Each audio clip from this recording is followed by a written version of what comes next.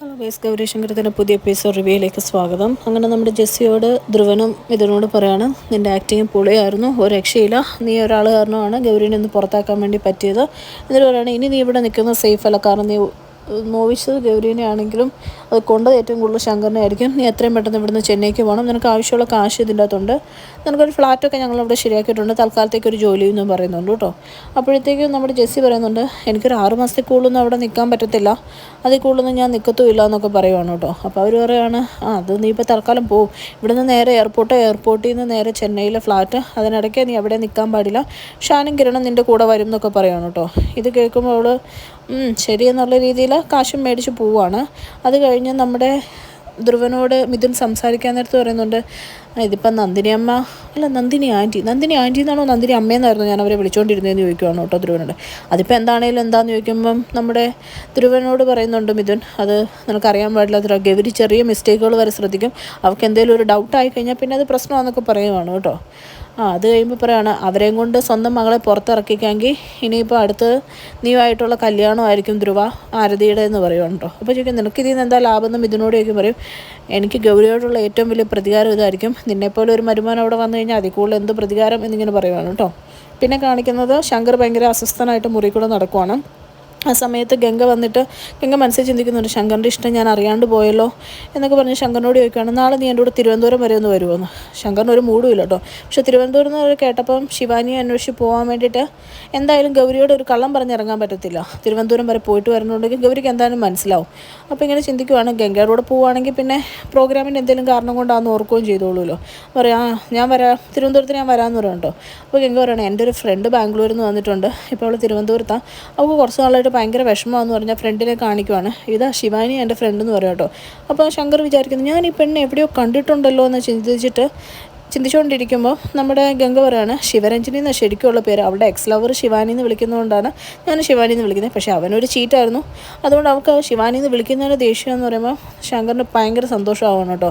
തേടി വള്ളി കാലി ചുറ്റി എന്നുള്ള രീതിയിൽ ശങ്കർ നിൽക്കുവാണ്. പിന്നെ പിറ്റേ ദിവസം രാവിലെ നമ്മുടെ പ്രൊഫസറിൻ്റെ വീടാണ് കേട്ടോ കാണിക്കുന്നത്.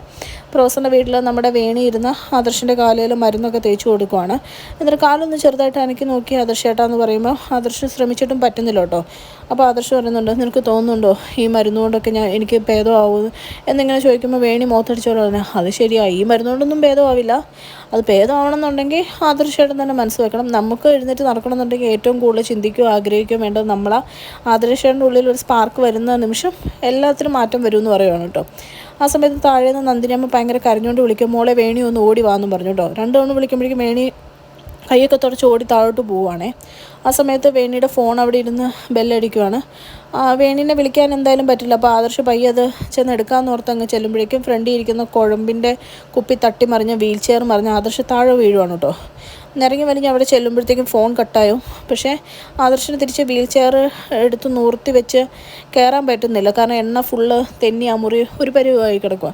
അവസാനം കൊണ്ട് ഭിത്തിയോട് ചേർത്ത് വീൽ ചെയർ വെച്ച് ആദർശ് കാല് വലിച്ചുകൊണ്ടാണ് പോകുന്നത് കേട്ടോ. അപ്പോഴും ആദർശിന് കാലനക്കാൻ പറ്റുന്നില്ല, ഒരു കണക്കിന് കയറി ആ വീൽ ചെയറിൽ ഇരിക്കുകയാണ് കേട്ടോ. എന്നിട്ട് കാലൊക്കെ പയ്യെ എടുത്ത് വെച്ച് ഹാളിലോട്ട് ചെല്ലുവാണ് കേട്ടോ. ആ സമയത്ത് അവിടെ നമ്മുടെ മുത്തശ്ശിയും നന്ദിനിയമ്മയൊക്കെ കരഞ്ഞുകൊണ്ട് നിൽക്കുവാണ്. ആരതിമോൾ ആത്മഹത്യക്ക് ശ്രമിച്ച് കൈയൊക്കെ മുറിഞ്ഞ് അതൊക്കെ കെട്ടിവെച്ച് പുള്ളിക്കാരിക്ക് വെള്ളമൊക്കെ കൊടുത്തുകൊണ്ടിരിക്കുകയാണ് കേട്ടോ. ആദർശ് എന്നിട്ട് ഹാളിൽ വരുമ്പോഴത്തേക്കും ഇത് കാണുന്നില്ല. ആദർശ് ചോദിക്കുകയാണ്, എല്ലാവരും മുഖത്ത് സങ്കടം കണ്ടിട്ട് എന്താ പറ്റിയെന്ന് ചോദിക്കുകയാണ് കേട്ടോ. ആരും ഒന്നും വേണ്ടുന്നില്ല. അപ്പോൾ വേണിയോട് ചൂടാവുകയാണ്, എന്താ പറ്റിയെന്നല്ലേ ചോദിച്ചേ, ആരെങ്കിലും ഒന്ന് പറയാമെന്ന് പറയുമ്പം നമ്മുടെ മുത്തശ്ശി പറയുകയാണ്, നമ്മുടെ ആരതിമോൾ കൈയുടെ ഞരമ്പ് മുറിച്ചു, കറക്റ്റ് സമയത്ത് നന്ദിനി അവിടെ ചെന്നുകൊണ്ട് കണ്ടു എന്ന് പറയുന്നു കേട്ടോ. ഇതൊക്കെ കേൾക്കുമ്പോൾ നമ്മുടെ ആദർശിന് ഭയങ്കര വിഷമവും സങ്കടവും വന്നിട്ട് ആദർശ് ചാടി എഴുന്നേക്കുവാണ് കേട്ടോ. അപ്പോൾ വീൽ ചെയർ പിടിച്ചിട്ടാണ് എഴുന്നേക്കുന്നത്. ചാടി എഴുന്നേറ്റ് ചോദിക്കുവാണ്, എന്താ ആരതി മോളെ നീ കാണിച്ചേ, നീ ഞങ്ങളെപ്പറ്റി ഓർത്തില്ലേ ആരതി എന്നിങ്ങനെ ചോദിച്ച് നമ്മുടെ ആദർശ് അവിടെ ഇങ്ങനെ നിൽക്കുവാണ് കേട്ടോ.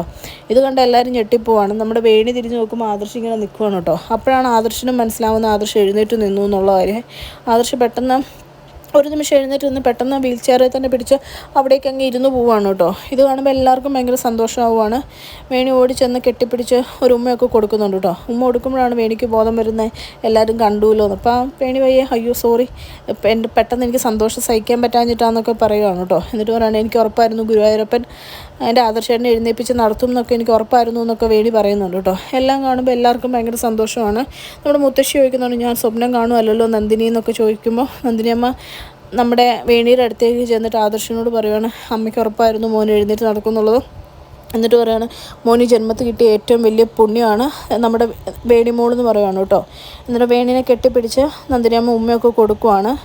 അതെല്ലാം കാണുമ്പോൾ നമ്മുടെ ആരതിക്കും മുത്തശ്ശിക്കും ഒക്കെ ഭയങ്കര സന്തോഷമാവുകയാണ് കേട്ടോ. ഇപ്പോൾ ആദർശനും ചെറുതായിട്ട് പ്രതീക്ഷകളൊക്കെ വന്നു തുടങ്ങി, ആദർശന് നടക്കാൻ പറ്റും എന്നുള്ളത്. അത്രയും കാണിച്ചുകൊണ്ടാണ് കേട്ടോ ഇന്നത്തെ എപ്പിസോഡ് അവസാനിക്കുന്നത്. ചാനൽ ഇഷ്ടപ്പെട്ടു കഴിഞ്ഞാൽ ലൈക്ക് ചെയ്യാനും സബ്സ്ക്രൈബ് ചെയ്യാനും കമൻറ്റ് ചെയ്യാനും മറക്കല്ലേ.